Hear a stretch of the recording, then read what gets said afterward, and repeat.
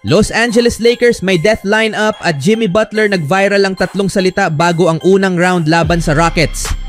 Sinabi ni Rui Hachimura na ipinaalam ni JJ Redick sa kanyang mga players sa simula pa lang ng season na ang layunin niya ay makamit ang 50 panalo at makuha ang ikatlong pwesto sa Western Conference. Layunin na natupad, nagbunga ang mapanganib na desisyon ng Lakers na italaga si Redick bilang head coach. Wala ni katiting na karanasan si Redick sa coaching at mas kilala siya bilang isang media personality at podcasting partner ni LeBron James na siya na ngayong pinamumunuan niya. Ngunit magandang kondisyon ang kinakaharap ng team ng Los Angeles papasok sa postseason salamat sa isang trade na dating mahirap paniwalaan. Noong Pebrero dumating si Luka Doncic sa isang makasaysayang deal na nagpadala kay Anthony Davis sa Dallas. 5 taon ng teammate ni LeBron si Davis at mahalagang bahagi ng kampyonato noong pandemya, ang huling beses ring umabot sa 50 panalo ang team. Ngayong taon, unang pagkakataon mula 2012 na maglalaro ang Lakers ng unang laro ng isang playoff series sa sarili nilang home court sa LA. Nakakagulat, ito pa lang ang pangalawang pagkakataon na magkakaroon si Doncic ng home court advantage sa isang playoff series kahit pananalo siya sa West noong nakaraang taon kasama ang Mavs. Matapos nilang matalo ang Houston Rockets sa ikalawang huling laro ng regular season para makuha ang ikatlong pwesto, sinabi niyang iyon ang unang beses niyang magkaroon ng home court sa playoffs. Hindi perpekto ang Lakers at mababa ang kanilang floor. Kapag sablay ang mga role players nila sa mga open shots, nawawala sa ritmo ang opensa. Sa depensa naman, kailangan ng tuloy-tuloy na effort at walang patlang dahil sa kakulangan ng mga dalubhasang depensibo sa ilang posisyon at sa pagkawala ni Davis, isa sa pinakamahusay na defender nitong nakaraang dekada. Gayunman, nakakaya ng Lakers kahit wala siya at may ilang defensive metrics na mas maganda pa kaysa nung bago dumating si Doncic.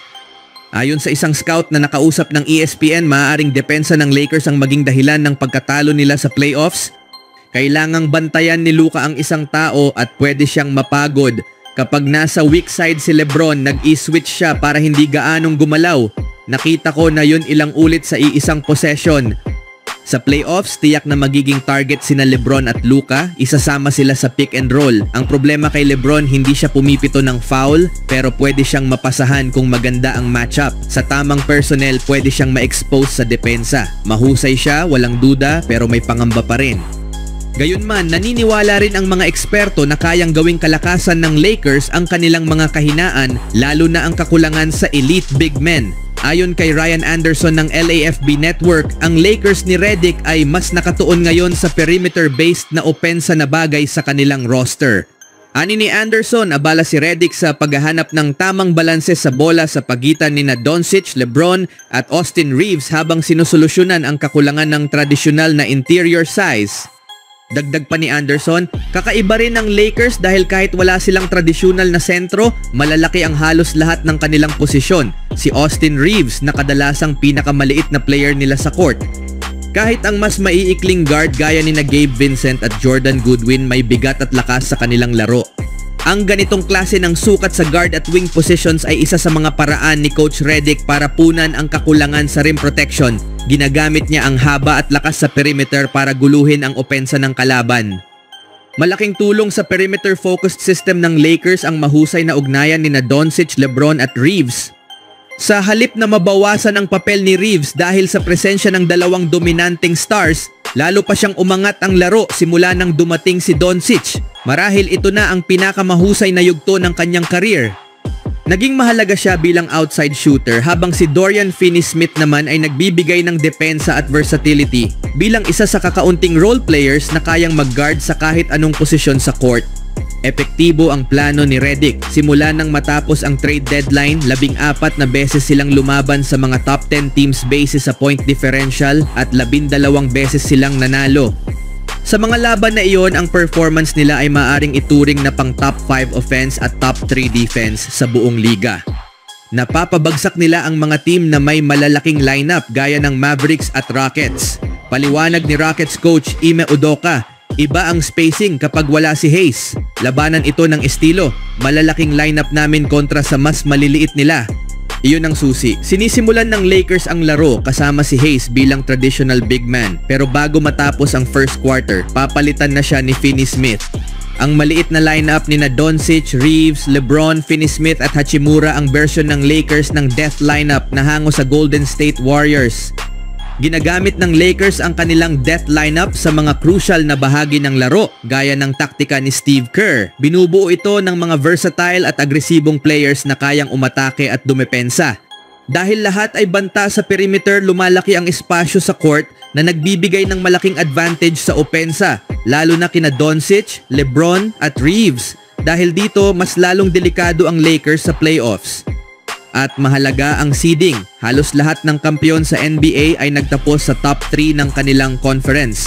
At kung sakaling pumalpak ang lahat, may sandigan pa rin ang Lakers, dalawa sa pinakamahuhusay na scorer sa do-or-die playoff games sa kasaysayan ng liga, sina LeBron James at Luka Doncic.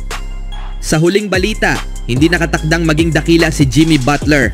Kinailangan niyang paghirapan ang bawat hakbang tungo sa isang posibleng Hall of Fame na career. Tubong Houston, Texas, naging palaboy siya sa edad na 13 taon matapos siyang palayasin ng sarili niyang ina. Hindi siya masyadong hinangaan ng mga recruiters noong high school at halos hindi pa nga mapasama sa unang round ng NBA draft. Pagdating sa NBA, patuloy pa rin ang pagsubok para sa kanya dahil nasa veteranong team siya ng Bulls, limitado ang kanyang pagkakataon lalo sa opensa.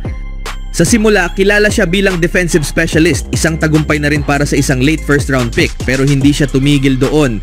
Sa halip, ginamit niya ang determinasyon upang maging isang two-way star at dalhin ang mga team na nilaruan niya kabilang ang Miami Heat sa hindi inaasahang NBA Finals appearances.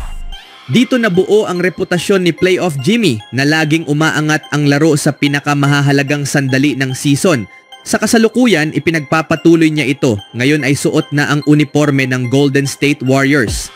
Matapos ang magulong pag-alis sa Heat, binibigyang buhay niya muli ang Warriors. Ang mid-season trade ay naging kapaki-pakinabang sa parehong panig. Nakuha ni Butler ang malaking kontrata habang nabigyan ng bagong pag-asa ang Warriors sa Western Conference. Kamakailan lang, nagrehistro si Jimmy Butler ng 38 puntos, 7 rebounds, 6 na assists at 3 steals upang itulak ang Warriors sa panalo laban sa Memphis Grizzlies sa NBA Play-In Tournament. Ang susunod na kalaban ng Warriors ay ang ikalawang seed na Houston Rockets sa unang round ng playoffs. Handa si Jimmy Butler sa hamon, dala ang determinasyon na naging susi sa kanyang matagumpay na career. Sa kabila ng lahat, patuloy siyang naghahanda mentally at physically upang tulungan ang Warriors sa kanilang laban para sa tagumpay. Alam ni Butler na si Stephen Curry ang Batman ng Warriors at si Draymond Green ang glue guy ng team. May malaking respeto siya sa championship tradition ng prangkisa at nais niyang mag-ambag upang mapanatili ito.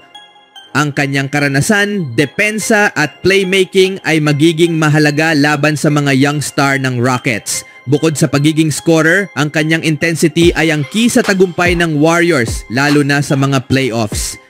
Ang pagsapit ng linggo sa Toyota Center, makikita ng lahat kung gaano pa rin kainit ang apoy na iyon. Ano ang masasabi niyo mga kaibigan?